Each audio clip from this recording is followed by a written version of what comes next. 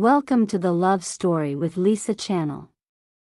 Today, we're bringing you a brand new story. Yang Shoni was definitely trying to dig a pit for me to fall into. I don't want it. The emperor's expression darkened. I hurriedly added, I do not care for such external titles. Being your majesty's consort is already more than enough. If I angered Qing Yuanji now, I would not even need Yang Shoni to dig a pit. I would be finished on my own. I think being Du Fei is already very good. The character, Yu, was personally bestowed by your majesty. I like it very much. 7 years in the palace had trained me into someone very good at flattering people. The emperor looked like he already saw through everything I was thinking. He calmly returned to his seat and said to Consort Xian in a cold tone, Empress, withdraw. Secure your position properly. Qi Yin. Yang Shoni stood up and looked at me. Second brother, she began. The emperor cut her off sharply. Do not overstep your boundaries. Consort Xian fell silent, pressing her lips together. A few strands of hair fell across her face, but her gaze remained fixed on me. Du Fei, she said evenly, this palace has something you will be very interested in. Her expression returned to its usual calm composure. General Han Jianyue's suicide note. My heart tightened instantly. The suicide note of my second sister-in-law? I frowned. How could something like that be in your possession? Back then, the Han family was executed. 3 days later, my second sister-in-law, wearing mourning clothes, hanged herself, leaving behind no word at all. How could Yang Shoni possibly have such a thing? Han Jianyue died because of a letter from your father, she said calmly. The suicide note was discovered by someone planted in the Qi family by the Yang family, and later brought to me for safekeeping. Her eyes were complex as she looked at me. You are saying my father forced my second sister-in-law to death? A fire surged in my chest. At that time, my second sister-in-law had already been several months pregnant. What deep hatred did the Qi family and the Yang family even have? What did my second sister-in-law do to deserve being forced into death? The Han family caused the death of my elder brother, Consort Xian said coldly. Does that count as deep hatred? I froze. Her voice turned slightly hoarse. My eldest brother was humiliated to death by Han Jianglai. Even after death, he was still disgraced. My mother gave birth to me in grief and died from hatred. She died with her eyes open. Tell me, does the Yang family and the Han family have deep, irreconcilable hatred or not? I recalled that year when I once saw Han Jianglai behaving outrageously toward a common woman in broad daylight. Under the clear sky. I never expected that bastard to be the kind who wouldn't spare either men or women. The Yang family had never intended to oppose the Qi family. It was simply that anyone from the Han family had to die. Yang Shoni looked at me and enunciated each word heavily. I did not know whether too much time had passed, but when she brought up those matters again, there was not a single ripple in her eyes. I know Qi Yuan has always been troubled by Han Jianyue's death. To untie a knot, one must find the one who tied it. In my hands, I have Han Jianyue's suicide note. It is the only thing that can untie the knot in Qi Yuan's heart. I looked at Yang Shoni. She was not wrong. Back then, because my second sister-in-law left without a word, it left my second brother with a knot in his heart that he could never untie. If he knew the final words she left behind before her death, perhaps he would finally be able to let go. I stared at Yang Shoni for a long moment, then turned to look at the emperor, who had remained silent all this time. Your Majesty, the emperor did not even look at me and cut me off. How does the Empress plan to send one of my consorts out of the palace to meet court officials? Yang Shaoni replied calmly, as before, disguised as a palace maid. Halfway through, she suddenly stopped. A flicker of panic crossed her eyes. I stared at her in shock. No one knew about the fact that I once disguised myself as a palace maid to leave the palace and meet my father one last time. Even Consort Hui, who stood behind the emperor, had only used another reason to punish me. How did the Empress know about this? The emperor's voice was cold. The Empress truly controls the 6 palaces. My consorts. Everything in my harem. You know it all too clearly. He slammed the memorial papers onto the table. I have never intended to harm you. Yang Shaoni fell silent for a moment. Then spoke slowly, first toward me, then turning to the emperor as she took a deep breath. Yes. That time, it was I who leaked the information to Lady Li Baolin. But I only intended to use her to spread rumors, to suppress Yong'an Palace through those rumors. I never intended to harm Consort Du. The emperor gave a cold laugh. If you truly think you can act as you please, do you think I would still allow you to sit safely in this position? Your Majesty is wise, Yang Shaoni replied. Only then did she let out a faint breath of relief and looked back at me. Since things have come to this, I see no need to hide anything anymore. Either you go tonight to see your second brother for the last time, or let Qi Yuan live out the rest of his life like a walking corpse. Consort Du, choose for yourself. Enough. Leave. The emperor stood up, looking at Yang Shaoni, his gaze burning with fury. Yang Shaoni looked at me in silence, then bowed to the emperor and withdrew. Hengda Hall fell into complete silence, leaving only the sound of the wind. The emperor said nothing. Candlelight flickered across his body, casting shadows on the screen behind him. Your Majesty. I clutched his arm, my voice pleading. For my second brother, I have no choice but to go. Your Majesty, I will only go take a look. I will be careful, I will not be in danger, and I will not delay anything, all right? If your Majesty is worried, let Jia Yi accompany me. The emperor turned his head to look at me. Do you know that Yang Xian took that blade for you? What? I froze. For me? Wasn't it to secure Yang Shaoni's position as empress? The emperor's voice turned low. Before the Qi family was exiled, Yang Xikong once entered the palace to plead with me. He said Yang Xian once had a marriage contract with you and asked to bring you into his household, requesting that you be spared exile. But I had already decided to bring you into the palace. I told him that I and the Qi family were irreconcilable enemies, and that you would be punished to enter the palace as a servant. I thought that would make Yang Xian give up on you. But he didn't. Even after you became my consort, he still thought of you day and night. The emperor's voice grew heavy, veins of anger faintly visible in his eyes. He is indeed talented, devoted to court affairs. Step by step, he rose to become prefect of the Ministry of Rights. Every memorial he submitted praised me as merciful and magnanimous, urging me to abandon past grudges, to be lenient toward the Qi family, and to treat you well. But you are mine. I cherish you. I protect you. On what grounds does he dare to point fingers? The emperor clenched his fist tightly. I wanted to see just how long he would continue thinking about someone who belongs to me. After Ju'er was born, he finally stopped mentioning you. I thought he had finally known his place, but I was wrong. That day at the Imperial Ancestral Temple, he rushed forward without hesitation to shield me. Before he lost consciousness, he grabbed my hand and told me to treat you well.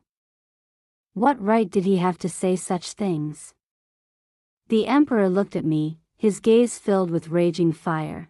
Do I need some frail civil official like him to block blades for me?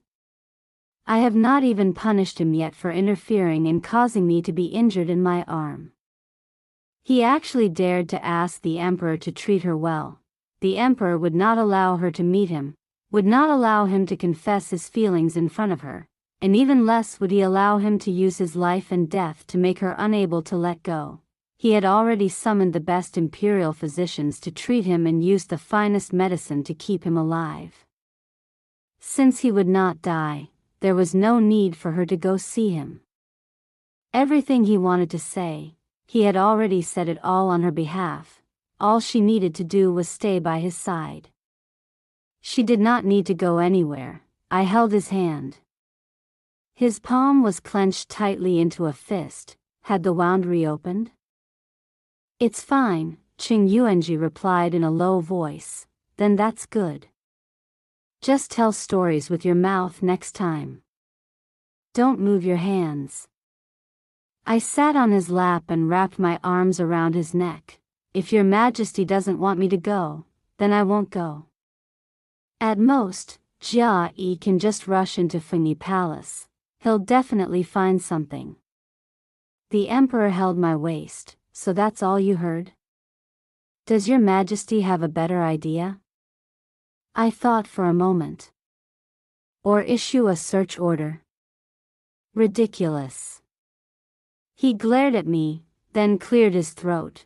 Didn't you hear how deeply Yang Xian is in love with you? I heard, I nodded. But Yin won't be moved by him. His feelings. I can't accept them. My emperor is the type who loves to be jealous. Yin belongs to a Ji. I touched his face. A Ji, don't be angry anymore. If I hadn't brought you into the palace in the first place, Qing Yuanji suddenly said, looking at me, what then? Huh? Not bringing you into the palace. If you had married into the Yang household and Yang Xian treated you with utmost devotion, would you have liked him? He tightened his arms around my waist. He is still unmarried. If you had married him then, he would never have taken concubines. Would you have become his Yin instead? No, I looked at him firmly. He also looked at me, his gaze deep and unreadable, and said nothing. I seriously thought about it for a moment. If I had not known about the Yang family's betrayal of the Qi family, if I had not known that Yang Xikong was the one behind my second sister-in-law's death, perhaps I might have hesitated, but in the end, I still shook my head. No. That could never have happened. The emperor had already cut off all what-ifs. He had brought me into the palace. My heart belonged to him. I would not become anyone else's what-if. I felt a little wronged. How could your majesty get angry at me over something that could never even happen? He fell silent for a long moment, then suddenly ran his hand along my waist. Have you gained weight recently? With you like this, even if Yang Xian saw you, he'd probably be disappointed. I took a deep breath, reminding myself to stay calm. Do not get emotional now. He tapped my forehead lightly. Go early, return early. Do not speak with Yang Xian. Your Majesty agrees to let me leave the palace? If you don't go, do you think the Empress will just leave that letter in the palace and wait for you to find it? He stood up, took my hand, and led me out of Hengda Hall, calling over Xiao Xiazi who was waiting nearby. You and Xiao Xiazi go to Fengyi Palace. The Empress has already arranged everything. I tiptoed and kissed his cheek. Ji is the best in the world. Xiao Xiazi quickly turned away, covering his face. Let Jia Yi accompany you. Go quickly, return quickly. The Emperor cleared his throat. Fine. I'll wait for you here. I secretly kissed his other cheek again and hurried after Xiao Xiazi. The empress had indeed arranged everything perfectly. In the middle of the night, the carriage stopped outside the Yang residence. I stepped down, leaving Jia Yi waiting outside. "My lady, the scent is strong," Lian Er said softly, sniffing the air. Only then did I notice a fragrance carried by the wind. Plum blossoms. It seemed the Yang residents had planted a great many plum trees. I suddenly remembered that Fengyi Palace also had many white plum blossoms. As expected of people from the same family, the master is currently viewing the moon in the plum garden. "This servant will escort you there." A servant quickly came forward upon seeing me. Without another word, he led Lian Er and me directly toward the plum garden. We did not encounter anyone else along the way. Either the Yang residents truly had few servants, or they had all been dismissed by the empress. The plum garden. "Isn't Master Yang seriously ill?" Lian Er glanced at the servant. Then at me. "Seriously ill and still in the mood to admire the moon?" I nodded, unable to even take care of his health while ill. No wonder the empress is worried. The servant's expression darkened slightly. He sighed and led us onward, then withdrew. Beyond the gate, plum blossoms covered the ground like snow. Under the pale moonlight, the scene felt almost unreal, breathtaking in a way that made one's heart tremble. Only then did I understand why Yang Xian insisted on coming here to view the moon. The scenery was truly too beautiful, almost otherworldly. "May your ladyship be well." The imperial physician standing nearby was the first person I saw after entering the Yang residence. Imperial physician Song did not look surprised at all upon seeing me, as if he had already expected my arrival. He was the head of the Imperial Medical Bureau. It seemed the emperor truly was doing everything possible to save Yang Xian. "Imperial physician Song," I asked, stepping forward, "where is Master Yang?" This old minister was ordered to treat Master Yang. However, he insists on being alone to view the moon and refuses to see anyone. This minister also does not know what to do. Imperial physician Song looked at me, as if hoping I would think of a solution. "Imperial physician Song," I sighed, "it is useless to complain to Her Highness. I am only here under imperial order to say a few words to Master Yang. Once I am done, I will immediately return to the palace. With weather like this, just wait until he freezes a little, then carry him inside for treatment." Lian Er, already displeased that the empress had forced me to come here, spoke without any politeness at all. I walked further inside, searching around. I had to find him before he froze solid. Otherwise, would I be expected to wait here until he woke up? Compared to the empress's plum garden, this place was indeed much larger. Lian Er and I searched for a while before finally seeing a figure in green robes standing under a pavilion. Drinking wine and admiring the moon. What refined leisure. Is this how a sick man behaves? Was the empress deceiving me again? My face was already nearly frozen. Yang Xian seemed to hear our footsteps. He turned his head and, upon seeing me approach, froze slightly, so much so that the wine jug in his hand slipped and shattered on the ground. I reflexively stepped back in shock. Lian Er hurried over, using a handkerchief to wipe away the broken shards and wine that had splashed onto my clothes. "Your ladyship, are you all right?" I shook my head. Subject Yang Xian greets consort. "Do I did not know your ladyship would arrive. I have been discourteous. Please forgive me."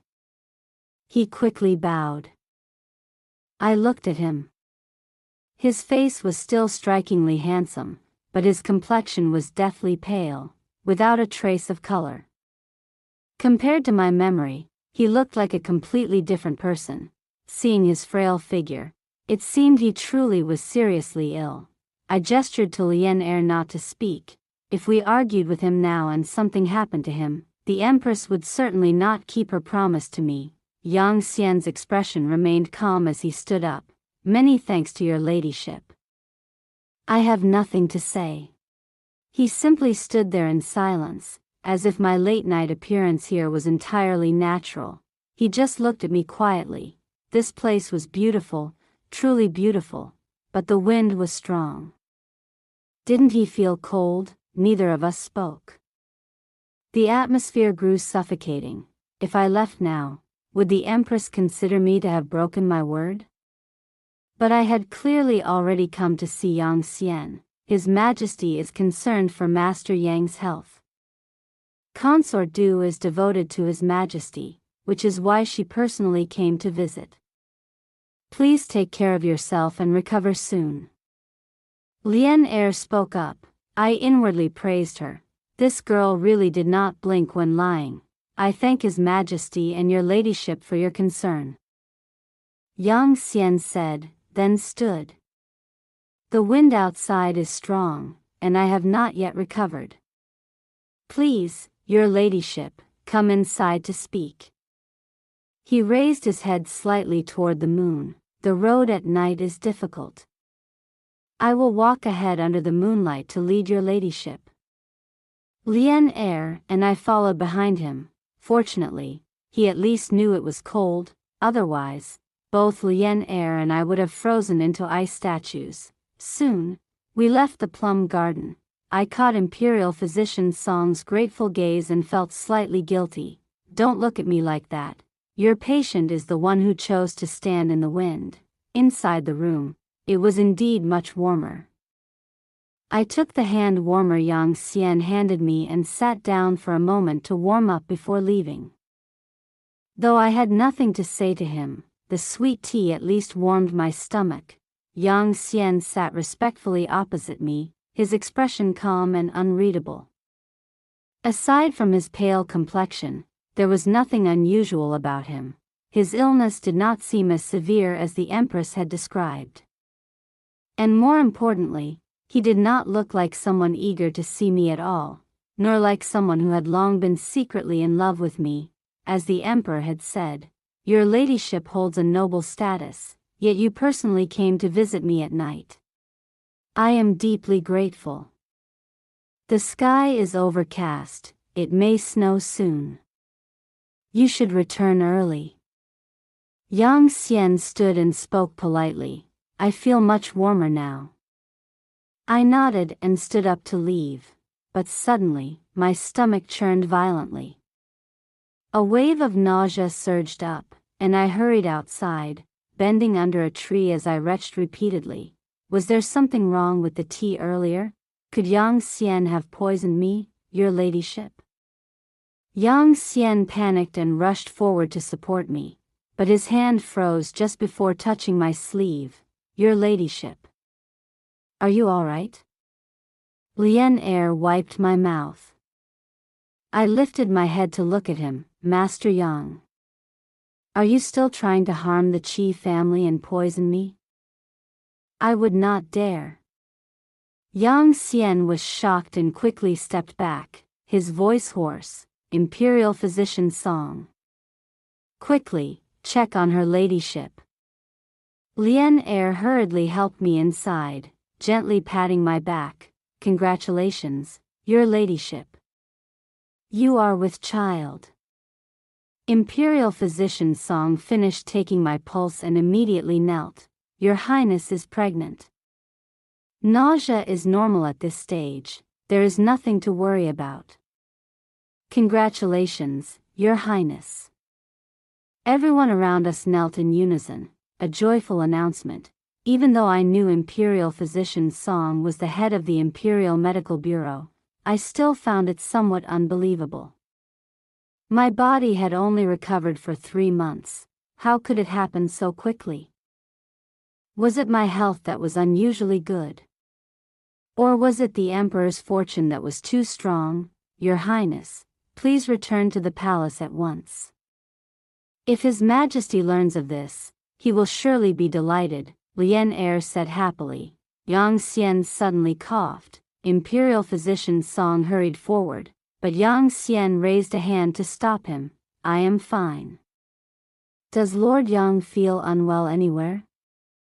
Imperial Physician Song asked. Although his movement was quick, I still caught it. He had just wiped blood from the corner of his mouth with his sleeve. Because of my earlier misunderstanding of him, I felt a faint sense of guilt. I signaled for Imperial Physician Song to examine him properly. He could not simply refuse a physician's diagnosis. I am fine. Your Highness need not worry, Yang Xian said, still refusing. Your Highness is with child. She must not be exposed to the cold.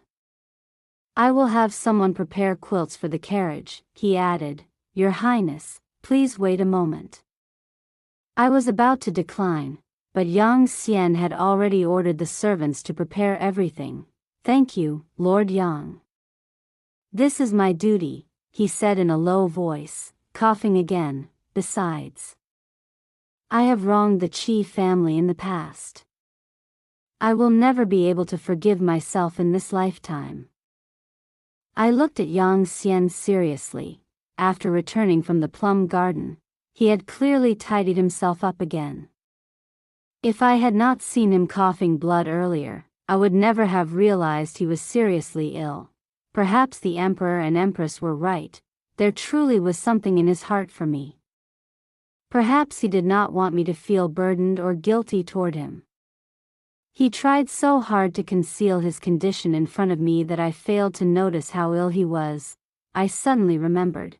He had once been a celebrated talent of the capital, admired like my second brother Qi Yuan. Yet now, both of them seemed like walking shells, living without spirit. I could not help but feel sorrow. The Qi and Yang families each had their own positions. Though I could not forgive, I could at least understand the Yang family's difficult situation to some extent. Lord Yang only needs to focus on recovering. His Majesty and Her Majesty both hope to see you restored, I said. Your Highness has always been generous, Yang Xian said softly. Then he looked up and smiled. The distance and formality in his eyes were gone. Yang Xian sincerely wishes Your Highness a lifetime of peace and no worries. The servants finished preparing the carriage. I turned to look at him again. He bowed deeply, returning to his respectful demeanor. Lian Er and I boarded the carriage back to the palace. Inside, thick quilts blocked out the cold wind completely. Lian Er, Jia Yi has already asked His Majesty for permission to marry you. What about you? Do you like him? I asked, holding her hand. I don't dare. Lian Er only wants to stay by Your Highness's side, she said, her face turning red. But Jia Yi truly likes you. If you also like him, you can tell me. I may not bear to let you go, but love like this is rare. You should not be delayed because of me, I said gently, Your Highness. Lian Er lowered her head. Lian Er thanks Your Highness for your grace. I smiled and placed my hand over my abdomen. No wonder the Emperor said I had grown plumper. It turned out there was a little life inside me. Lian Er, you should also hurry and have a child of your own, I teased lightly. After returning to the palace, I stayed the night in Xingde Hall. After learning of my pregnancy, the Emperor refused to let go of my hand the entire night. Only the next morning, when he had to attend court, did I return to Chengxi Palace. A letter from Fengyi Palace lay on the table. I opened it. The elegant handwriting of second sister-in-law Han Jiangyue emerged like mist through time. Qi Yuan, I am the legitimate daughter of the Han family. Born of noble status, I only obeyed my parents' arrangement and was forced to marry you. For 5 years, I lived in the Qi residence, careful in every word and every step. I had no freedom. Every moment, I had to pretend affection for you. I never wished to marry you. Now the Han family has fallen into disaster. I have no attachments left in this world. I only wish to follow my family and repay my parents' upbringing. From this point on, we are separated by life and death. All past grievances end here. I could not believe my eyes. Every line felt like a blade piercing my heart. How could this be? My second sister-in-law had always been gentle and intelligent. How could she have written such words?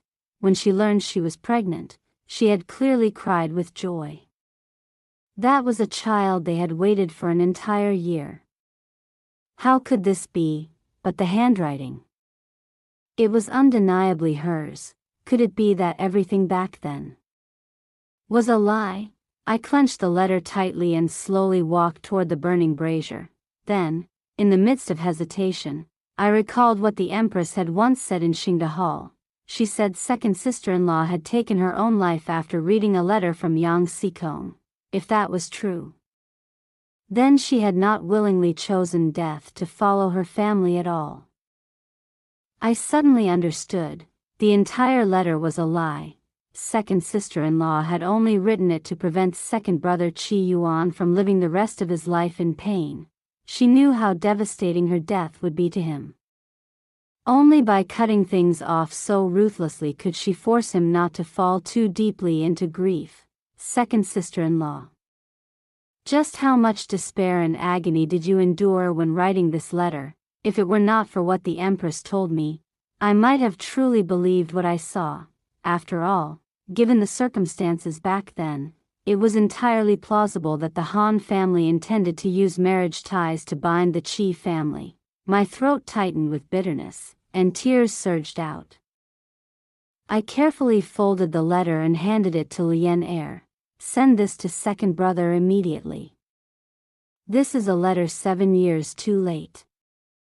Second brother had never known the feud between the Han and Yang families. He also never knew there was hidden truth behind second sister-in-law's death. Perhaps he would truly believe this letter, cut off all attachments, pull himself together, and never learn of her true feelings for him. Cui Xian. I want to cry. I didn't know whether I should tell second brother the truth. I was afraid that if I told him, he would collapse even further. But if I didn't, I felt sorrow for second sister-in-law instead. She clearly loved him so deeply. Your Highness, you are pregnant. You must take care, Cui Xian said, gently wiping my tears. Though this servant has never met second young master and his wife, I have heard before entering the palace that they were a naturally matched pair, admired by all. Second madam must have endured great pain to write such words. I believe second young master will understand. Understand?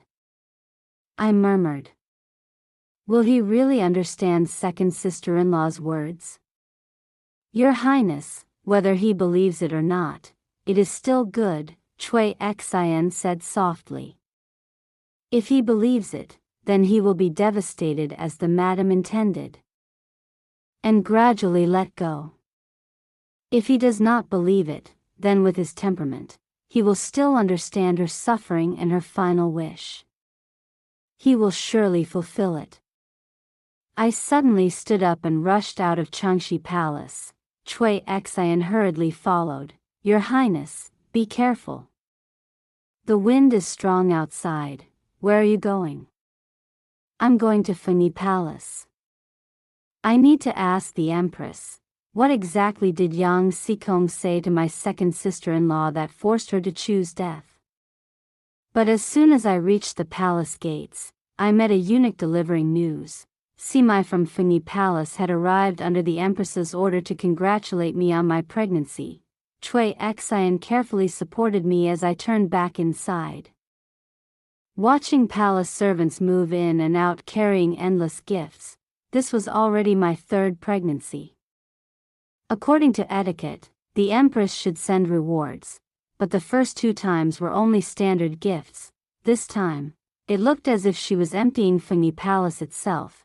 After Sima finished reading the list of gifts, she looked at me.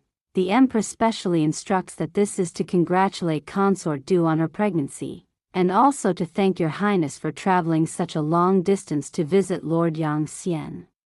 Since Your Highness is with child, formalities may be excused. Cui Xian bowed and accepted the list. I looked at the gifts filling the room.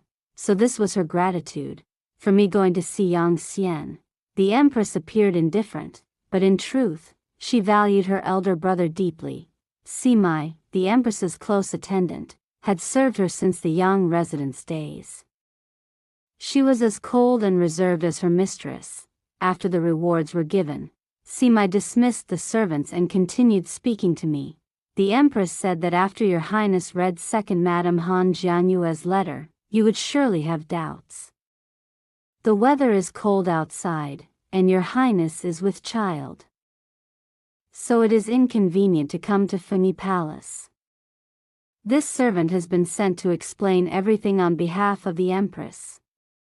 You may speak freely. This servant dares not conceal anything. What exactly did Yang Xikong use to threaten my second sister-in-law back then? If the Empress had already been so straightforward, there was no need for me to hide anything either.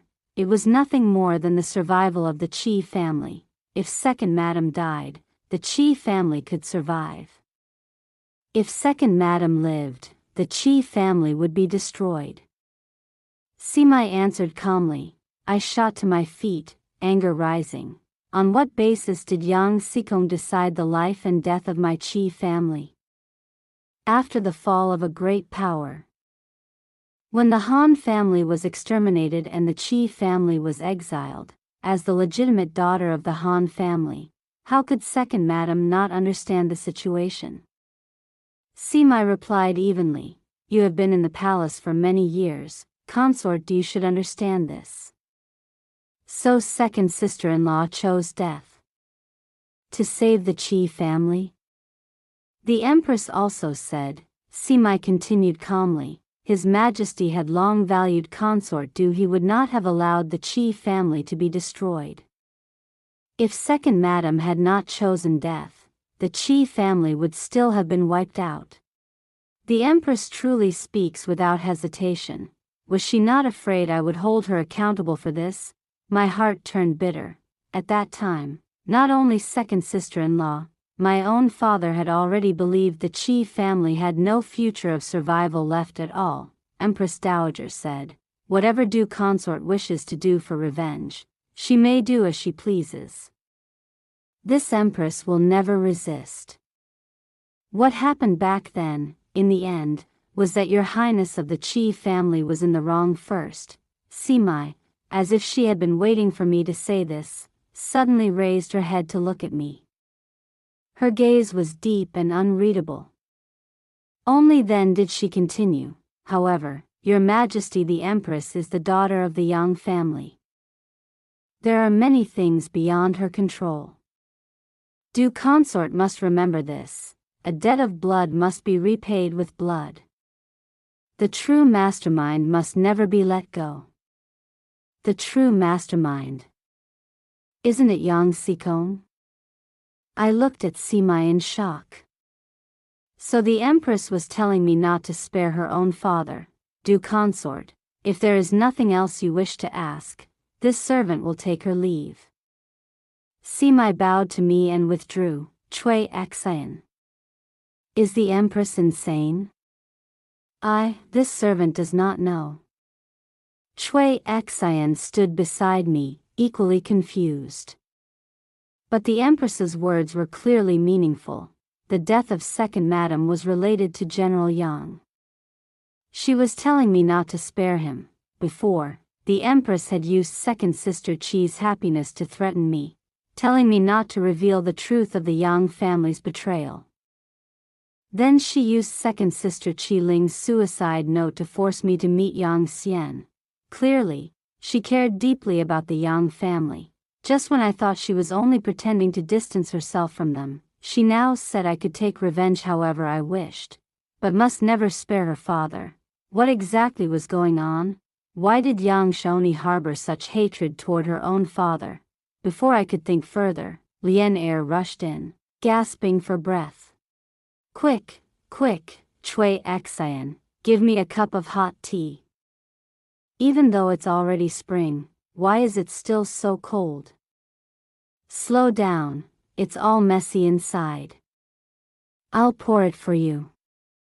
Chui Xian quickly ordered the servants to tidy the gifts to the side and poured tea for Lian Er. The emperor truly dotes on your highness. As soon as he heard you were with child, he sent so many gifts, Lian Er said while drinking tea, flattering me. It was the empress who sent them, Chui Xian replied. She dismissed the servants and carefully closed the door, fearing the wind would blow in. The empress is being so kind again.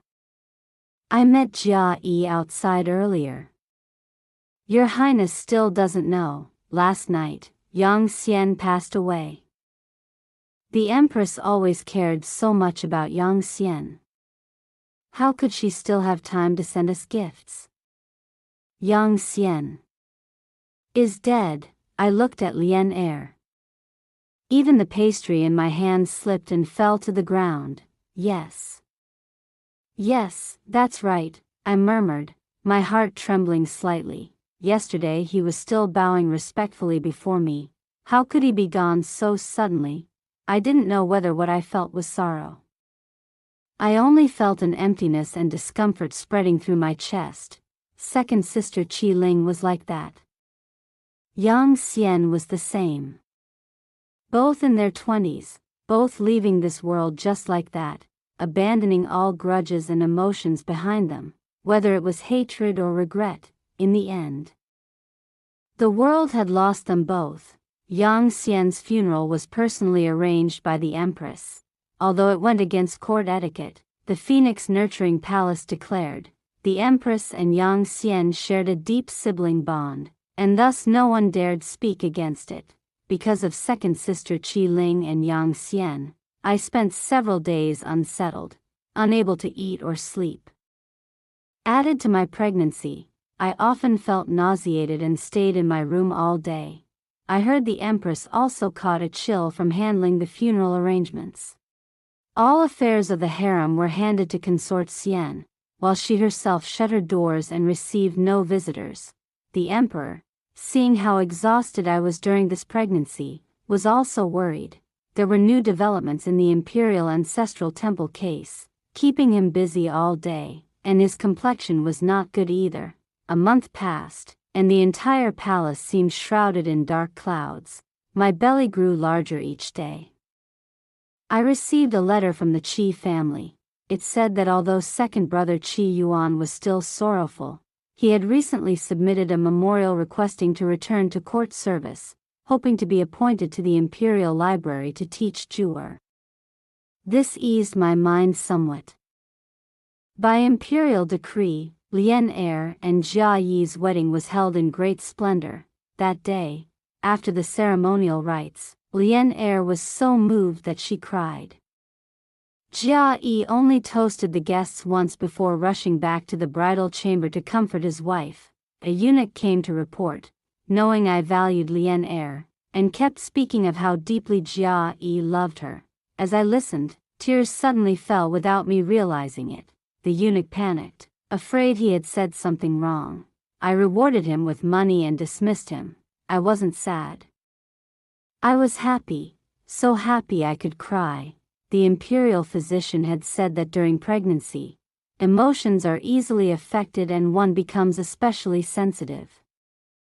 The little cat belonging to consort Jiang ran over and licked my palm. Looking at the small, adorable creature in my arms, my eyes welled up again. Once, while strolling through the imperial garden, a green caterpillar suddenly fell from a tree. I was startled and burst into tears. At lunch that day, I held my chopsticks unsteadily. When I tried to pick up a piece of radish, it slipped and fell to the ground. I immediately cried again in regret. Seeing my emotional instability, the emperor issued an order to the entire harem: no one is allowed to do anything that might upset due consort. The empress fell ill and shut the palace gates for 3 full months.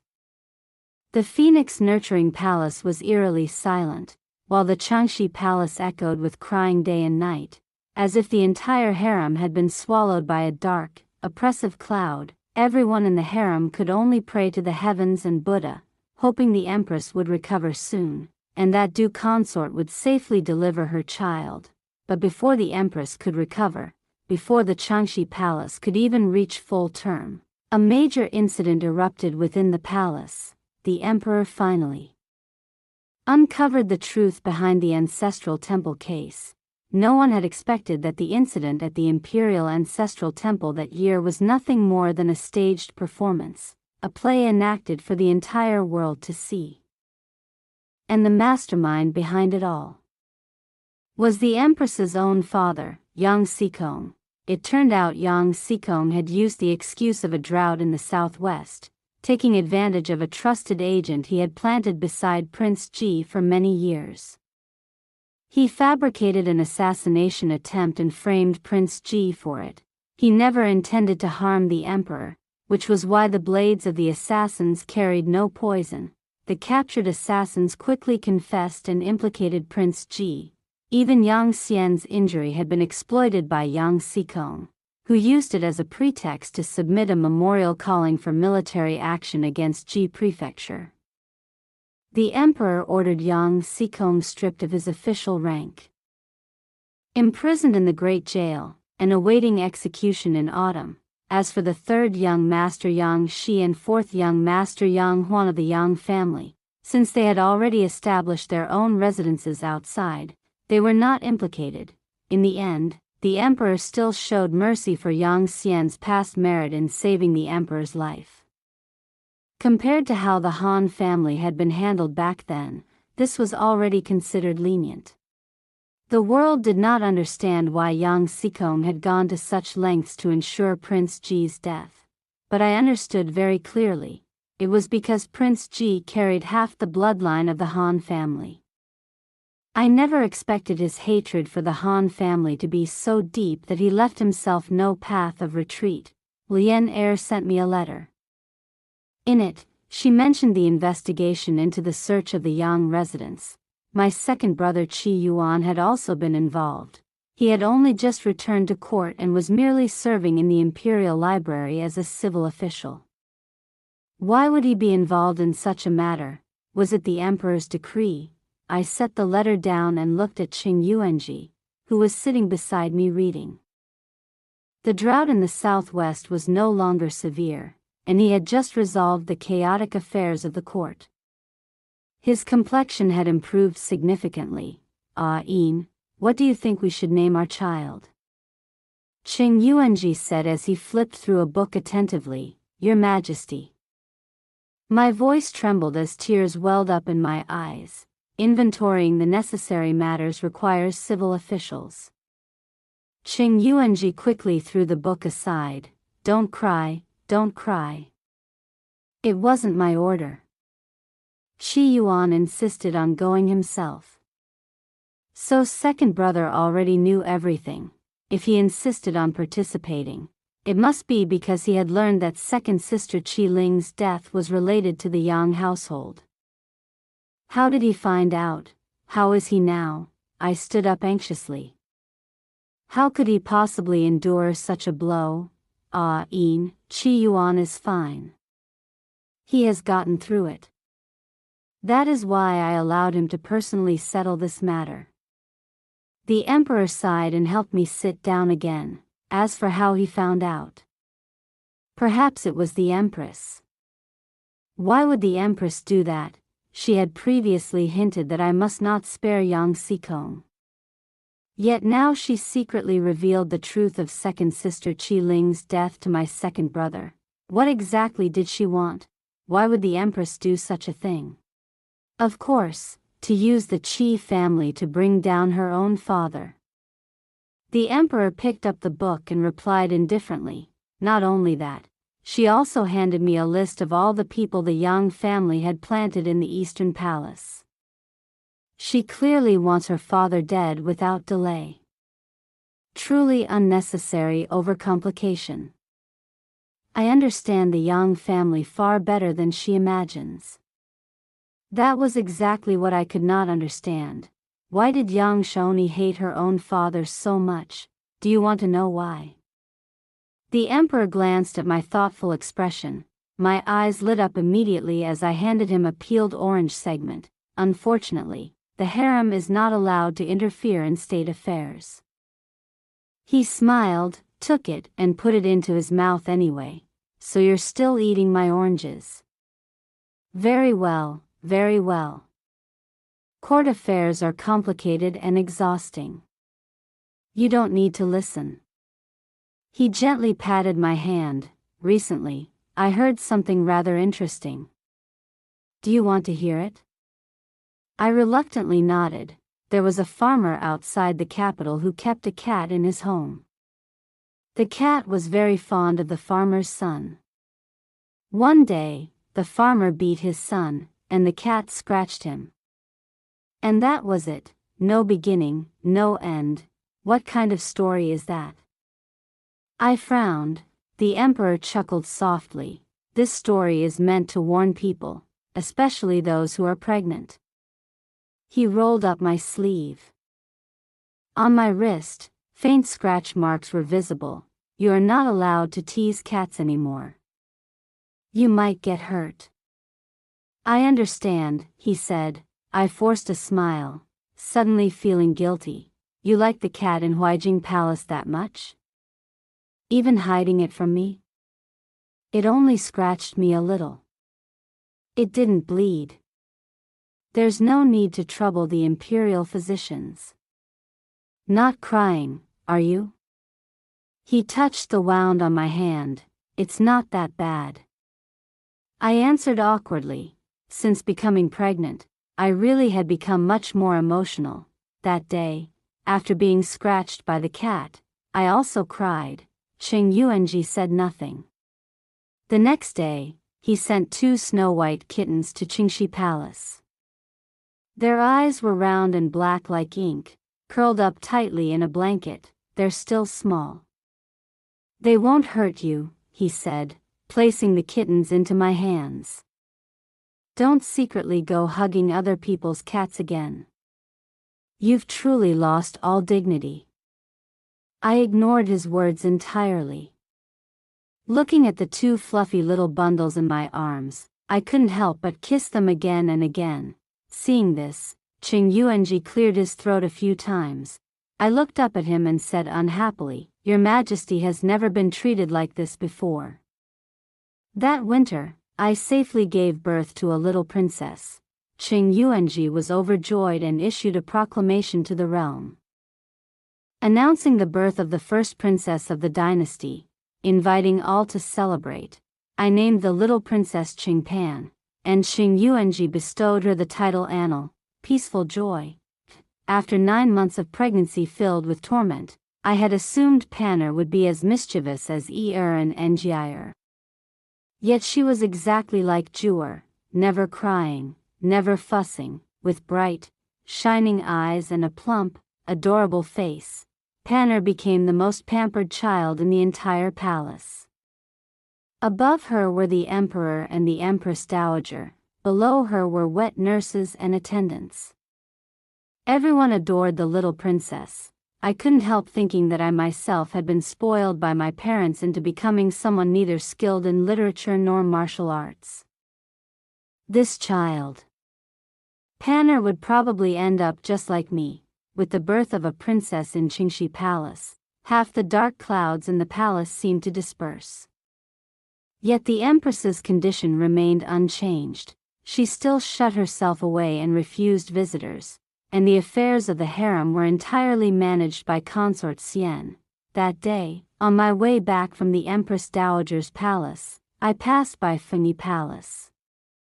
I vaguely heard crying from inside and stopped, hesitating before knocking on the door. Simai had not even finished wiping her tears when she saw me and hurriedly bowed her head. Consort Du, Simai, why are you crying? I looked inside. Why did you come to open the door yourself? Where are the other servants? Yang Sikong had originally been scheduled for execution in the autumn, but because of Panner's birth, Qing Yuanji issued a general amnesty. Yang Sikong's sentence was commuted to exile, but before he could even be exiled, he suddenly died in prison. I did not know whether it was my second brother who acted, or the Empress herself. But I knew Simai's tears were not for him. Consort Du, this servant is fine. The Empress dislikes noise, so she dismissed everyone. Simai replied, then it's good that you're fine. Only matters involving the Empress could make Simai cry like this. Her illness had still not improved, but no one said it was serious, so perhaps it was not a major issue. Simai was likely just overly worried. I turned to leave, but a voice came from behind me. Consort Du, this servant. This servant. What is it? Speak. This servant. I don't know whether I should say it. But the Empress. I begged Consort Du to help her. Simai dropped to her knees, begging repeatedly, help the Empress. What could Yang Shoni possibly need my help for? With her temperament, manipulating me would be as easy as turning her hand. Why would her maid need to beg like this? What exactly had happened? Uneasy, I still stepped inside. Chui Xian, why didn't you stop me? Fengyi Palace was eerily silent. Your Highness, this servant couldn't stop your curiosity, Chui Xian replied helplessly, supporting my hand and lowering her voice. Simai opened the door and let me in, stepping aside for me to enter. At once, she blocked Chui Xian from following. Chui Xian Jijia, I'm afraid you cannot enter. How could that be? Chui Xian brushed her hand away. Who's there? A soft voice came from inside the hall. Sorry, Chui Xian Jijia. Simai suddenly shoved Chui Xian aside. In the blink of an eye, she wrapped an arm around my neck and pressed a dagger against it. I had not expected the Empress's trusted maid to possess such skill. Want to die? Before I could even react, Chui Xian had already struck. She snatched the dagger away, kicked Simai hard, sending her stumbling backward as she coughed up blood. I was completely stunned. What are you all doing? The door opened. The Empress stood there in thin robes, frowning slightly as she looked outside.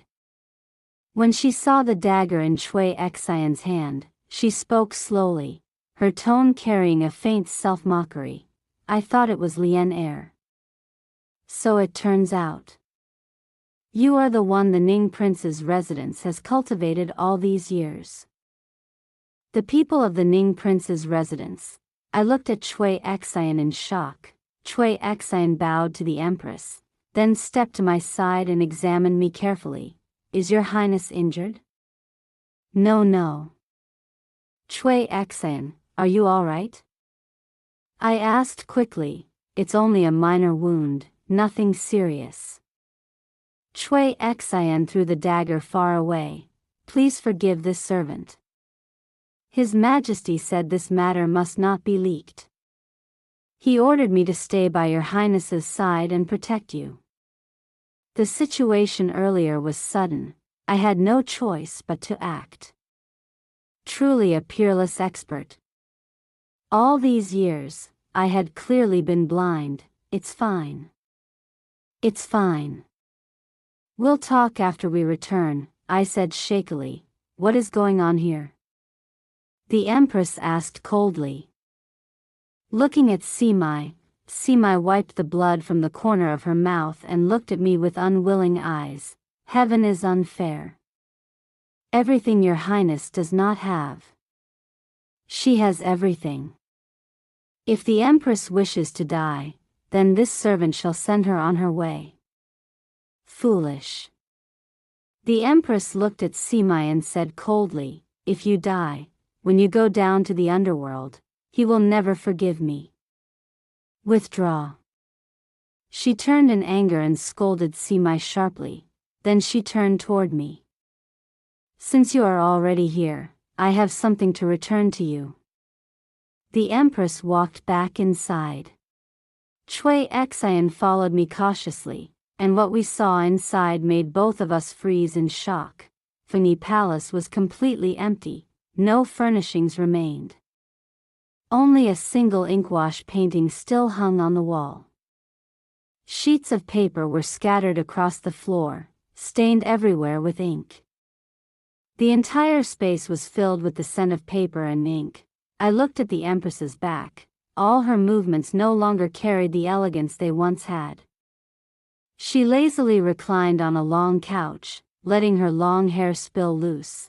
It had not even been a year since the palace doors were shut, yet Yang Shoni had visibly wasted away. She looked like a withered blade of grass, lifeless, drained of all vitality. Sima had said she wanted to die. Could it be she was ill but refusing treatment? I looked at the scattered paintings on the ground. They all looked similar. I bent down and picked one up. Under moonlight, white plum blossoms were in full bloom. Beneath the tree stood a young man with his hands clasped behind his back. I stared at the painting, then at the Empress. Just from the clothing alone, I could tell, it was not Qing Yuanji, so Yang Shoni had feelings for someone else. And even dared to paint another man and keep it in the palace. This was not only a violation of palace rules, it was practically treason against the dynasty. Are you afraid? The Empress asked lazily, noticing my expression. There is no one else here. What is there to fear? Empress. Why? Why? I struggled to speak. Why what? She casually picked up another painting. Why refuse treatment? Or why dare to deceive the emperor? She paused, then continued calmly, if it is the first reason. I simply wish to die early. But if I take my own life, it will implicate my family. I do not want that. She looked at me, then at the paintings scattered on the floor, falling silent for a long moment. If it is the second reason, I actually hope His Majesty will depose me. I do not want this position. I don't know, I said. Qing Yuanji had once said he understood the Yang family as if it lay in the palm of his hand. Did he know that the Empress had fallen for another man behind his back? Everyone in the palace, even the grass and trees, knew how much Yang Shoni valued her position. So why had she become so reckless and unrestrained? What does the Empress want to return to me? I asked. She looked at me, folded the painting carefully, placed it back, then took out a delicate jade bottle and threw it to me. I caught it. It looked unremarkable, not particularly valuable, and even had a small chip at the rim. I turned it over and over, then suddenly noticed a single character engraved at the bottom, Een. This is mine? Yes, she said coldly. The character on the bottom was personally carved by your second brother. Yang Shoni gave a cold smile. Look at yourself. You don't even remember. But he wanted to be buried with it. This is the only thing your second brother ever wanted to be buried with, a broken bottle. Do you think it is worth it? You never remembered it at all. But he never forgot it for his entire life. She stood and walked toward me, her gaze icy. Qi-Een, he placed you in his heart for his entire life. And you knew nothing of it. You love the emperor, you love your family, you love flowers and plants, yet you do not love him. You do not love him. On what grounds do you think you can bury your belongings with him? You are not worthy. Yang Xian indeed had feelings for me, but I had only met him twice. I never even knew he wished to be buried with this old bottle. What use was angering me like this?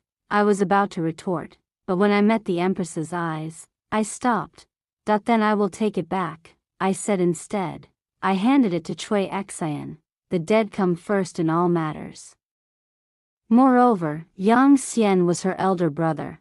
Should not argue over such things now. So I am returning it to you, the Empress said softly, almost self-mockingly. Cutting off this doomed fate. I have already chosen something far more fitting for him. The Empress looked at me, her voice hollow. I had no doubt she personally arranged Yang Xian's funeral. Changing burial objects would have been effortless for her. Jade, pearls, and treasures. What among them could not surpass a broken bottle? What is it? I asked. The Empress now looked almost frighteningly unhinged. A strand of hair. A strand of my own hair. She reclined on the couch again. The winter wind slipped through the doors into the hall, scattering the paintings across the floor. Her voice blended into the wind. I stood frozen, staring at her disheveled long hair, then at the paintings on the ground. The figure within them felt strangely familiar, standing alone under moonlight, holding a wine jug, faint plum fragrance drifting through the air. How could this be? Are you thinking I have gone mad? She said, turning to me. I am very clear-minded. I have never been clearer in my life. Qi Yin, do not blame me for destroying Han Jianyue's final wish. I did not even spare my own father. How could I ever show mercy to anyone else? In this world, I do not love anyone. I only love him. He is gone, and I no longer wish to live either. On the road to the underworld, I want to go with him. Only what belongs to me is worthy of being buried with him, the Empress's cold voice echoed calmly. But I realized it too late. I am the Empress. Even in death, I can only be buried in the imperial mausoleum. She held the painting tightly, her fingers trembling. Do you think this strand of hair can guide my soul to find him? But you are the daughter of the Yang family. I froze, unable to speak. Yes. I am the daughter of the Yang family. I am Yang Shoni. She paused slightly, then suddenly laughed as she looked at me. Tell me. Is this fortune, or misfortune? I looked into her eyes, suddenly remembering the plum blossom garden in the Yang residence. And the plum blossom garden in Fengyi Palace. So the Empress loved plum blossoms, not because of the Yang family, but because of an unspoken feeling for someone she could never name. You pity me? Yang Shoni raised her head to look at me. Her sleeves were stained with ink. How ridiculous. I never touched you because I once promised him that I would not harm you. I promised him I would keep it. You should be grateful to him, not pity me. Sima acted recklessly. Since Consort Du has just received joyful news, she will not pursue this matter, correct? The Empress pushed the door open. Her voice was cold. I am tired. I need rest. I have already returned your belongings. Consort Du, go back. From now on, you and him will have nothing to do with each other. I left in a daze, Cui Xian supporting me all the way back to the palace. Along the way, my mind felt numb. The Empress. Is that cat? I murmured inside the carriage. So Qing Yuanji knew everything. The story he once told me was actually the story of the Yang family. Yang Xikong plotted against Prince Ji, but accidentally implicated Yang Xian. Yang Xian ultimately died that winter due to his injuries. The Empress arranged for me to go to the Yang residence, using my second brother to bring down Yang Xikong. In the end, Yang Xikong died mysteriously in prison. All of it had been orchestrated by her hand. Her feelings for Yang Xian were forbidden, so she had to hide them. By the time the one she loved was gone, she no longer had the chance to confess. In despair, she abandoned herself completely. I walked into the room in a daze. As soon as I entered, I saw Qing Yuanji holding Panner in his arms. Seeing me, he immediately raised a hand, signaling silence. I approached slowly. A familiar scent drifted past me. He reached out and pulled me into his arms while Panner slept peacefully in his embrace. My nose suddenly felt sour. "What is it?" he asked. He handed Panner to the wet nurse. Seeing that I remained silent, he frowned.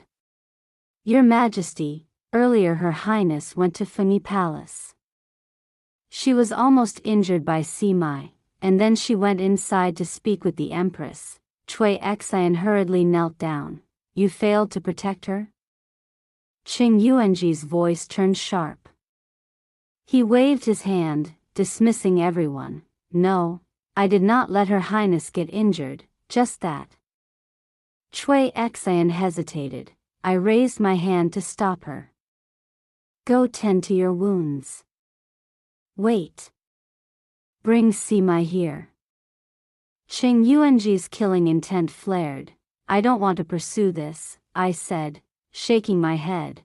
"She has already learned everything," I added, voice trembling. I nodded. "She feels pity for Yang Xian. Pity for the Empress." Qing Yuanji removed the hairpins from my head. I immediately felt lighter. I granted Yang Xian posthumous honors for his merits in saving the emperor. The Tai Mu case, I already showed mercy. As for the Empress, I do not care if she has someone in her heart. I will not investigate her family either. However, she is the Empress. I cannot break the laws of the court to allow her to be buried with Yang Xian. His fingers gently combed through my hair, but I will allow her a separate burial plot in the Imperial Mausoleum. After death, where she goes, she decides herself. I have already shown the Yang family enough mercy." His voice was low. "It's not like that," I suddenly said, hugging his waist and burying my face in his chest. "Why isn't it? I once gave her a choice. I told her clearly the consequences she would bear. She had to accept them herself." "It's not that I don't think so," I said. I looked up at him, tears trembling in my eyes. "Earlier, when Ain saw your Majesty holding the little princess, I suddenly understood many things. I just don't know where to begin." Qing Yuanji chuckled softly, pulling me closer. "What did you understand? Tell me." I realized. Although your Majesty is an emperor, the Empress was never truly devoted to you. Although your Majesty has court officials, not all of them are loyal. Your Majesty wants to be a wise ruler, but you cannot satisfy the entire world. Because of that, your Majesty must face many impossible choices. But His Majesty has Ain. Ain must stand with His Majesty, trust His Majesty. If anyone wishes to harm His Majesty, then we shall kill gods if gods stand in the way, and kill Buddhas if Buddhas stand in the way." The emperor froze slightly. Only when he heard the final words did he fully come back to himself. "Kill gods, kill Buddhas, yes." I looked at Qing Yuanji seriously. "With Ain here, I will not let your Majesty feel lonely. I will not let others bully your Majesty. I will not let your Majesty be sad. Yes. If Ain paints, she will paint your Majesty. If she cuts paper art, she will give it to your Majesty. But..." My voice suddenly choked. "But what?" His voice turned slightly hoarse. but your majesty must live a very long life." I held him tightly. Ain was not afraid of death. But if I died, would not be able to see Jur practicing his calligraphy anymore, would not hear Eir and Engiir crying and making trouble anymore, would not be able to touch Panar's soft, chubby face again. The emperor fell silent and held me for a long time without speaking. The room was so quiet that only our breathing could be heard. "I am not afraid of death," he finally said softly, "but hearing you say this, I am afraid too." Qing Yuanji lowered his head. "I promise you, I will live a very long life. 1,000 years. 10,000 years." That winter, in the final snowfall, the empress passed away in the Fengyi Palace. The 6 palaces were in mourning. I looked at the white mourning banners hanging throughout Fengyi Palace, listening to the distant waves of crying. So, in this world, there was no longer a young empress. I did not know whether she had finally reached the one she longed for in the afterlife. But like melting snow, whether sorrow or shock, time would wash it away, and even the empress's death would soon sink into oblivion. The last thing I ever did involving Fengyi Palace came the following autumn. Simai, the head palace maid of Fengyi Palace, wished to leave the palace, but people under Consort Xian deliberately made things difficult for her. I told Cui Xian to handle it. Simai knelt before me and bowed deeply, her gaze complicated. "This servant thanks Consort Du." "Get up," I said. I knew Simai had never liked me, so I did not wish to be too entangled with her. She had followed the empress since the Yang household. Now that the empress was gone, there was no longer meaning for her to remain in the palace. I glanced toward the distant horizon. "Go on. The palace gates are about to close. Reporting to your ladyship, there are still 2 hours left," Simai said calmly. Still kneeling, I gave a small, awkward smile. The sky was overcast. I had thought it was already late. "Then go slowly." "Consort Du," Simai lifted her head, her face slightly haggard. "This servant once intended to harm your ladyship. Do you truly allow me to leave like this? Do you think I came here to settle accounts with you?" I frowned slightly. "You are already leaving. What you did before was only to protect the late empress. You were loyal to your master. I can forgive that. I was not harmed anyway. There is no need to make things difficult. Go in peace." I turned to leave. The emperor had ordered swans released into Yongqi Lake. I still needed to go back and take a look. Loyal. Simai's expression changed slightly. She gave a self-mocking smile. "Consort Du, this servant truly acted for the empress. But as for loyalty, I cannot claim it. The greatest regret of my life is still the empress." I stopped. "You were not the maid brought from the Yang household?" I asked. Anyone brought personally by Yang Shoni should have been someone she trusted deeply. "How could you say that?" "Yes. And yet not entirely. I entered the Yang household at 7 years old, but I never truly served the empress. It was only the night before entering the palace that the master ordered me to follow the young lady into the palace." Simai looked toward Cui Xian. "Why was I chosen?" "Sister Cui Xian probably understands. Your skills are not ordinary," Cui Xian said, frowning. "You were likely an assassin trained by the Yang household. You did not enter the palace to protect the late empress. You were there to monitor her." I entered the palace at 17. 8 years have passed since then. I never told the empress the truth. When I was on my deathbed, The empress told me my younger brother, whom the master had kept imprisoned for years, had already been properly arranged for. He was studying in an academy outside the palace. She told me to go find him after leaving the palace, and to live well afterward.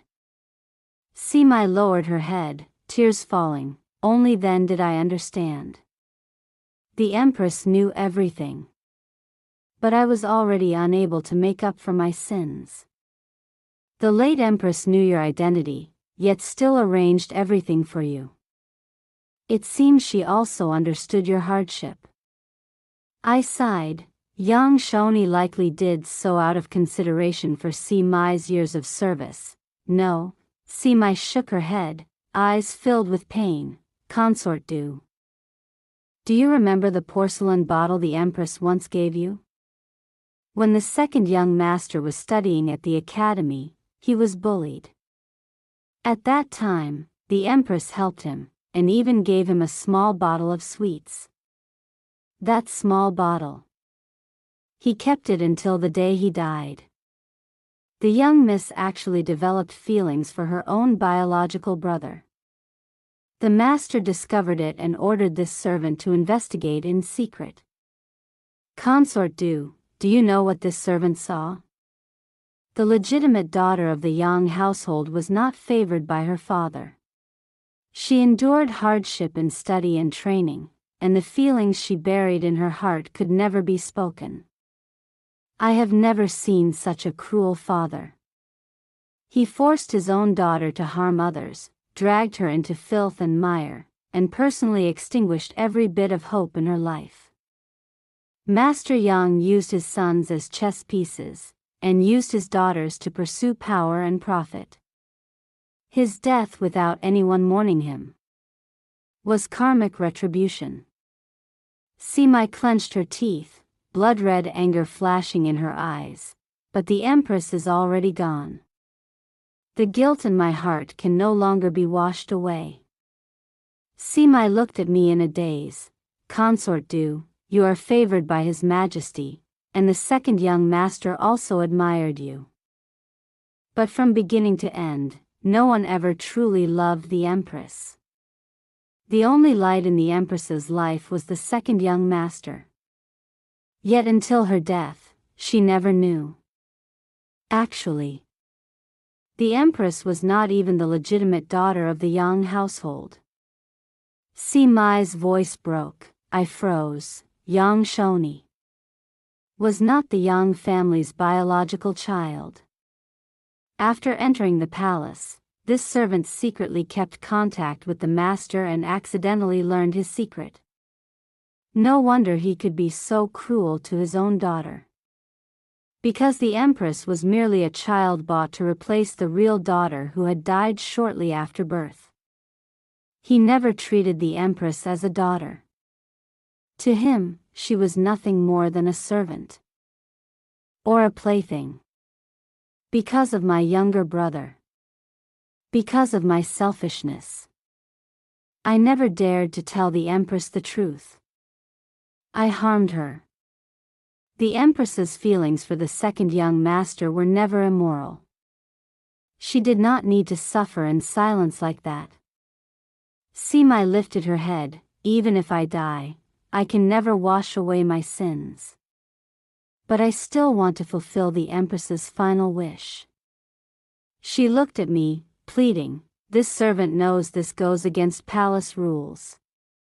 Consort Do, you are favored by His Majesty and are kind-hearted. If you can forgive this servant, can you also let go of hatred? Please beg His Majesty. Do not let the empress be buried in the imperial mausoleum. Could she instead be allowed to accompany the late empress's funeral rites? Chui Xian interrupted sharply. That is impossible. The late empress's funeral has already been completed. The burial arrangements are already set. It is not something that can be changed at will. Please. Consort Do, I beg you. Simai cried bitterly. I truly have no other way. Her voice broke into sobs. In the end, His Majesty had secretly arranged a separate burial place for the late Empress within the imperial mausoleum, although she could not be buried together with Yang Xian. If the Empress's spirit existed in heaven, she would at least have a resting place to return to. I lowered my voice. This was His Majesty's secret arrangement. But seeing how guilty you are, I cannot hide it. Stand up. After leaving the palace, live well. Do not betray the late Empress's kindness. Servant. Thanks, your ladyship.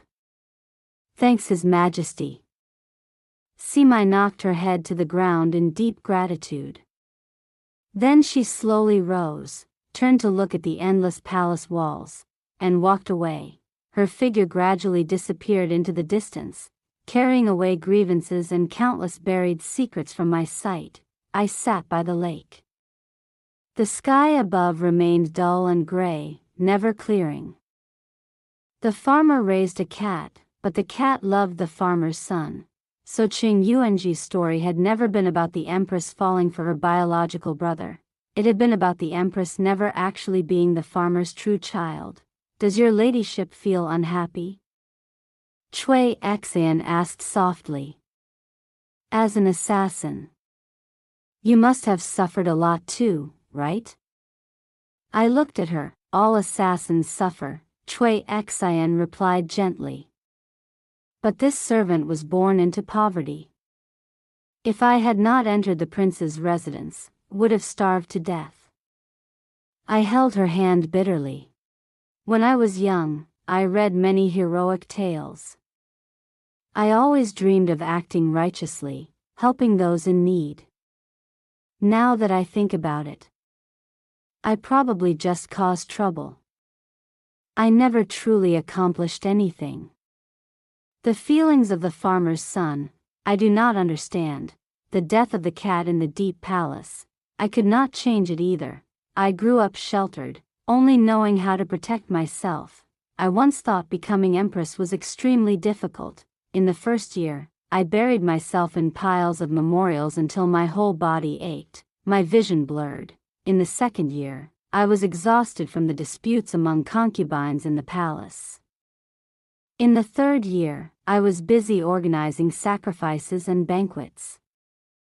Not a moment of rest, but by the fourth year, the quarrels in the inner palace no longer troubled me. With a glance, I could already tell the current state of the palace's income and expenditure. I had become empress in name and in reality, and Qing Yuanji could also openly favor me without needing to consider the other consorts. Everyone had been in the palace for more than 10 years.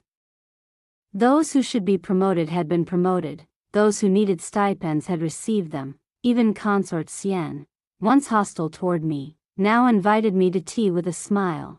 In the 17th year of the Xinjin reign, I had been empress for 5 years. Zhu'er was now established as crown prince. As his mother, I also had to choose a crown princess for him. Zhu'er was outstanding in appearance, had been taught by my second brother since childhood, and was exceptionally talented. There were many noble young ladies admiring him. Choosing a crown princess was not a difficult task. But when I spoke about this matter, Zhu'er said he was not satisfied with anyone. That day, Panner ran over and threw herself into my arms, then leaned close to my ear as if sharing a secret. Empress. Mother, Panner just saw Imperial brother painting a fairy maiden. She is extremely beautiful. A fairy maiden? I became curious and used 2 pastries to persuade Panner to secretly bring that painting back for me at night. When I saw it, I suddenly understood why a crown princess had still not been chosen. It turned out the person in Zhu'er's heart had long been decided, yet it was someone he did not dare to even think of. I summoned Zhu'er and spoke to him, telling him that past grudges should not be carried into the next generation. Yang Yuanhuan is a good young lady, proper in conduct, understanding etiquette and rules. She is very suitable to be crown princess. I am very satisfied with her. Zhu'er was the crown prince. although neither I nor my second brother had ever clearly explained the past to him. Growing up in the imperial palace, he surely understood that I was the empress mother, that his second uncle was his mentor, and that Yang Yuanhuan was the legitimate daughter of the fourth young master of the Yang family, Yang Huan. Although he admired Yang Yuanhuan, he did not wish to make things difficult for us. He could only suppress his feelings through his paintings. In the spring of the 17th year of the Xianjian era, Crown Princess Yang Yuanhuan entered the Eastern Palace in a grand wedding that drew admiration from all. 1 year after the Crown Prince's wedding, my second brother wrote me a letter.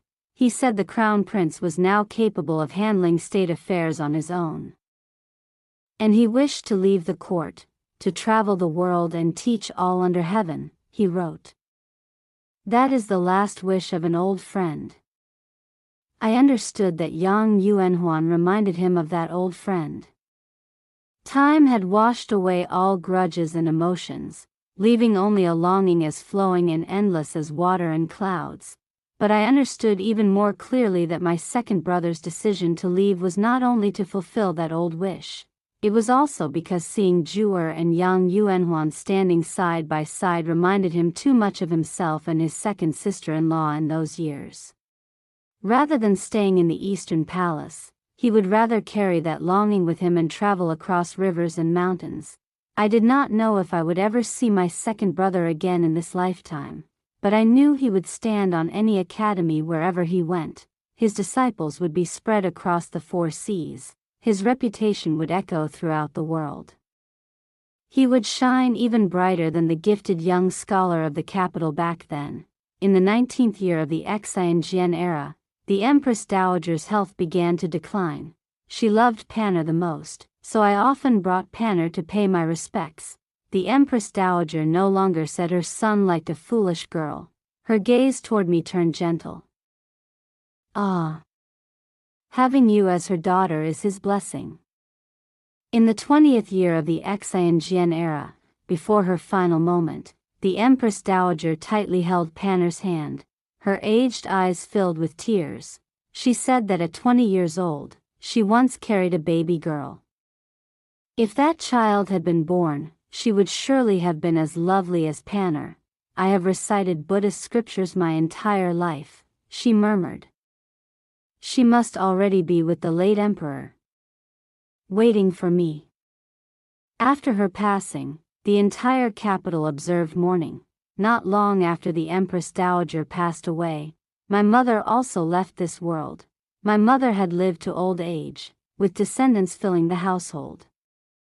She had no regrets left in life. But watching those around me leave one by one made me feel more and more powerless. Yet there was nothing I could do to resist it. Ain. Seeing me clutch him tightly without speaking, the emperor took my cold hand. Are you unwell? Ever since Panner was born, my hands had often been icy cold, and it had remained so for more than 10 years. The emperor had long been used to me holding him when I slept. But tonight, seeing that I could not fall asleep, he knew something was on my mind. Yuanji, I whispered, poking my head out from under the blanket to look at him. Tell me. After people die, where do they go? The emperor, now 38 years old, looked increasingly gentle and composed. He held me but did not answer immediately. Is there truly a Yellow Springs? I touched his face softly. Will we really be able to meet again? Ain, you have been troubled recently, he said quietly, not answering my question. Instead, he pulled me closer and kissed my forehead. Don't overthink. Lying in his arms, I felt an indescribable sense of peace. My eyes slowly grew heavy. I do not know whether the Yellow Springs truly exists, he said softly after a long silence, thinking I had fallen asleep. Perhaps people believe in it because, when alive, they have too many regrets, and thus hope for reunion after death. Then he paused. But no matter what, with me here, I will do everything I can so that you have no regrets left.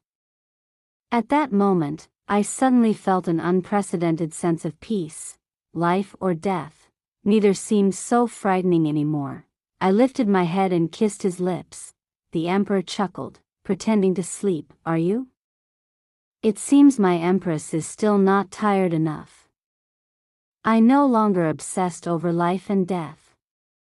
Instead, I cherished every day spent with the emperor and our children. Time passed swiftly. I watched Eir and Ngier grow taller year by year. I watched Panner gradually become a graceful young lady.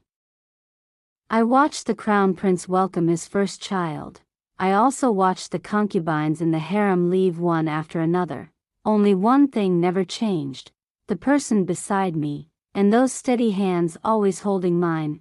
Eir married Zhao Qin of the Zhao family, a shy and easily embarrassed young lady. Ngier married the youngest daughter of the Song family, Song Yingying, a lively and cheerful girl who loved to laugh. The emperor granted Eir the title of Prince Yi, and Ngier the title of Prince Gi, allowing them to leave the palace and establish their own residences, living out their future lives in peace. As time passed, Eir's face gradually became rounder and fuller, resembling Zhao Qin, the Yi princess consort. Ngier's features, however, did not change much, but because he smiled too often, the lines at the corners of his mouth became more pronounced. Now, standing side by side, if one did not look closely, it was truly difficult to tell they were twins. Eir and Ngier brought great peace of mind to both me and the emperor. On the other hand, Panner, who had always been obedient since childhood, was the one who caused the emperor the most worry. On Panner's coming-of-age ceremony that year, the emperor intended to personally choose a husband for Anil Princess, whom he cherished deeply. Many young noblemen from prestigious families in the capital attended that day, talented, handsome, and well-matched in both appearance and ability. But Panner paid no attention to any of them, acting coquettishly and saying she did not want to marry so early. The emperor then thought perhaps it would be fine to keep the princess by his side for another year or two. But keeping her too close, too long, could quietly turn into trouble before anyone noticed. At 17 years old, we finally learned that Panner had long set her heart on a young eunuch in the palace. When the emperor found out, he was so angry that he smashed the jade pendant in his hand. But no matter how furious he was, he still could not bear to lay a hand on his daughter. Ain, tell me, have I spoiled Anil too much? The emperor frowned, his worries heavy. There are so many outstanding men under heaven, yet she has chosen to fall for a eunuch. So the emperor only just realized it? I sighed. That crooked little sapling named Panner had grown far beyond my expectations. Back then, when Yang Shoni fell in love with her own brother, I had already been shocked beyond words. But at least Yang Xian was not her biological brother, whereas that young eunuch was a true, legitimate eunuch, still kneeling out there. The emperor asked Eunuch He, who stood outside. Yes, still kneeling, came the reply. The princess has not spoken a word and has already knelt for 5 full periods. Eunuch He, though an old attendant who had long served the emperor and was accustomed to the deep palace, still carried a tone of worry when speaking of Anil Princess. Indeed, although Panner had been intelligent and lively since childhood, beloved by everyone in the palace, no one expected her to create such a storm today. Father and daughter were equally stubborn. It was truly distressing. Tell her to stand up, the emperor sighed. Handle the rumors in the palace properly. Send that eunuch to the princess's residence. Just consider it that I cannot bear to part with my daughter. From now on, there is no need to mention her marriage again. Yes, Eunuch He replied. I could hardly believe the emperor was yielding. She had kept this hidden until now. It could not possibly have been a sudden decision. She is a princess, the emperor said. I am not worried she has no way forward. He looked at me, rest assured. Our children, how could I bear to let them live a life full of regret? Panner will understand my intentions, and she will live well with the choice she has made. I tightened my grip on his hand. You always say you spoil her. I think you spoil her even more than I do. The emperor held me in his arms and looked out the window. Panner could be seen happily holding Eunuch's hand, shaking it back and forth, her eyes bright like the sun itself, just like me, bold, fearless, and unafraid of anything. The emperor looked at her with a gentle gaze. Unjust, I muttered, resting my head on his shoulder. A spring breeze brushed across my face. I am only spoiled because of your Majesty's favor. A faint smile appeared at the corner of his lips. In the 25th year of the Xianjian era, Prince Consort and Ngi Prince Consort both safely gave birth to daughters. One named Qing Jiaojiao, and the other named Qing Yuhuan. The emperor and I each held one child in our arms, teasing them until they laughed. Peace did not last long. 1 year later, foreign forces invaded the southern border. The enemy was strong, and the emperor personally led the expedition. Lian Er entered the palace to comfort me, saying that the younger generation was now highly capable. Qi Leng, the eldest son of my eldest brother Qi Shang, and Jia Hao, Lian Er's own son, both went to war. They were talented and resourceful generals, and the emperor would surely return safely. To prevent me from worrying excessively, the crown princess often brought the young imperial grandson Qing Yugan to pay respects. Though still small, he was already obedient and sensible, just like his father once had been. Prince Consort and Ngi Prince Consort also often came with their children to keep me company, but no matter what, I still felt uneasy. Without Qing Yuanji by my side, my heart could not be at peace. After 2 springs passed, the emperor finally returned victorious, and the 9 provinces gained new territory. That day, I held Qing Yuanji and cried uncontrollably, so much that even Ahuan laughed. Grandmother is crying even more than Ahuan when she sees grandfather, she said. Jur quickly stuffed a pastry into Ahuan's mouth. The emperor wiped my tears. Ahuan is exactly like Ngi. She loves teasing people. I've only been away for 2 years, and now even my granddaughter is laughing at me. He smiled and joked. I said tearfully, I was worried every single day. Don't cry, the emperor said gently. How could anything happen to me? He pulled me into his arms. I still have to give these children a peaceful and prosperous empire. And the emperor kept his word. After that battle, more than 20 years passed, and the borders remained peaceful. The people lived and worked in tranquility. In the 51st year of the new establishment era, I began to forget certain things. The young imperial grandson had already married and had children. I even muttered in confusion, wondering why Qing Yugan still hadn't taken a wife. Even though imperial physicians came and went without pause, my health continued to decline day by day. The crown prince had already governed for 2 years. The emperor, at ease, had stepped back and was now living out his later years peacefully with me. Empress, don't fall asleep. Massage my back. I'm exhausted. The emperor shook my shoulder, calling me awake. Your Majesty. I am also tired, I replied softly. The emperor and I moved to the summer palace to recuperate. Today we watched operas, tomorrow we listened to storytelling, days of ease and freedom. Yet no matter what, we could not overcome the power of time. Even when the emperor had only been away for the span of a single incense stick, by the time he returned, I would look at him with a mind already blank and hazy. The emperor never left my side.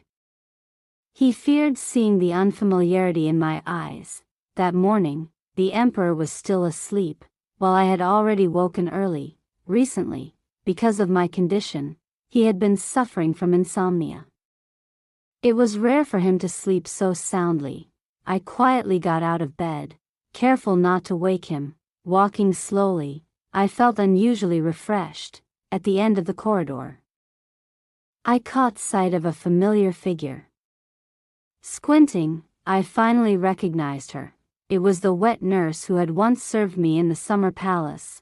Old servant greets the empress. "You are Zhou Mama, aren't you?" I was startled. So many years had passed. Why did she not seem much different from before? Replying to your majesty, the old woman said, "This servant is Deng Mama." Zhou Mama was my grandmother. After her passing, I came here to take over the care of Guanghua Pavilion. She looked at me gently. My grandmother often spoke of the empress when she was alive. Guanghua Pavilion, I murmured. The name felt distant and unfamiliar. With my current memory, perhaps that was normal. Where is Guanghua Pavilion? Replying to your majesty, Guanghua Pavilion is where His Majesty and the princes once stayed in the summer palace. My grandmother was His Majesty's wet nurse, and she was granted permission to oversee it. A wet nurse, the one who once cared for me during my pregnancy back then, was actually Qing Yuanji's wet nurse. So Guanghua Pavilion was where Qing Yuanji had lived in his youth. Then I should go and take a look. Guanghua Pavilion had been meticulously maintained. Deng Mama pushed the door open. Before my eyes, a courtyard of blooming pear blossoms appeared. I froze. A breeze passed by, carrying the faint fragrance of pear flowers. The pear blossom courtyard. I stepped inside as petals fell gently into my hair. This place was exactly like the pear garden of the Qi household in those years. Also a place that held all my childhood memories. I slowly opened the inner door. The hall inside was arranged with meticulous order. I was surprised to find the layout strangely divided. Two completely different styles merged into one space. The western side held bookshelves, a study desk, brush, ink, paper, and inkstone. Clearly a prince's study. The eastern side, however, was filled with silk flowers, hairpins, bracelets, clearly a young lady's boudoir. I walked into the eastern room, and memories suddenly surged within me. The familiar bronze mirror. The familiar bed. Everything so familiar it felt as if I had been thrown back many years. I saw a young girl secretly stealing her elder brother's sword, hiding under the blanket and refusing to come out. I saw that same girl pricked by embroidery needles, causing the eldest sister to feel heartache and forbid her from embroidering again. I saw her wearing clothes personally sewn by her mother, standing before the mirror, smiling brightly. I picked up a bracelet, tears welling in my eyes. I thought that when the Qi family was exiled, all these things would have been confiscated. How could they still be here? Replying to the empress, Deng Mama said softly, "My grandmother said these were arranged by His Majesty before he ascended the throne. He forbade anyone from speaking of it, and only instructed that this place be carefully preserved." So these were all the empress's belongings from her youth. I turned and walked into the adjacent room. Warm sunlight poured in. So this was where Qing Yuanji had stayed in the summer palace. I ran my fingers across the bookshelves, as if I could hear the voice of a young man reading through the veil of time. Then my gaze stopped on an old book. I picked it up and flipped through it. Familiar handwriting appeared before my eyes. 20th day of the 5th month, 20th year of Jingda. I went to Wanhua Temple with the guards, praying for my parents' health. Beside me, a young girl prayed that the gods would bless the people with good harvests, food and clothing in abundance. She also wished to climb the city wall smoothly with divine aid. I recognized her. It was the Qi family young lady. 26th day of the 6th month, 20th year of Jingda. The wind was strong. I walked along the city wall and saw the Qi family young lady standing below, looking up. First day of the 5th month. 20th year of Jingda. I walked alone at night and saw Ayin climbing the city wall. I smiled. With Jia Yi's help, she finally made it up. She got what she wished for. 5th day of the 5th month, 20th year of Jingda. Ayin truly has a lively and adorable temperament. She is nothing like the people of the imperial family. 19th day of the 5th month, 20th year of Jingda. Imperial consort called me to come. The Qi and Han families had formed an alliance. I and the crown prince were destined to stand on opposing sides. The Qi and Han clans were also factions set against me. My heart ached deeply. Ayin was a member of the Qi family. 15th day of the 10th month, 20th year of Jingda. My heart is in turmoil. I can barely suppress my longing. I do not know whether Ayin is happy today. I turn page after page. Year 20 of Jingda, all the way until the first year of the new establishment era. Only then did it end. The ink had faded with time, but the figure of the one who wrote these lines seemed clearer before my eyes than ever before. Aichi, you suffered for me for so long. You did so many things for me in silence. Why? Why did you never tell me even once? Tears trembled in my eyes as I looked out the window.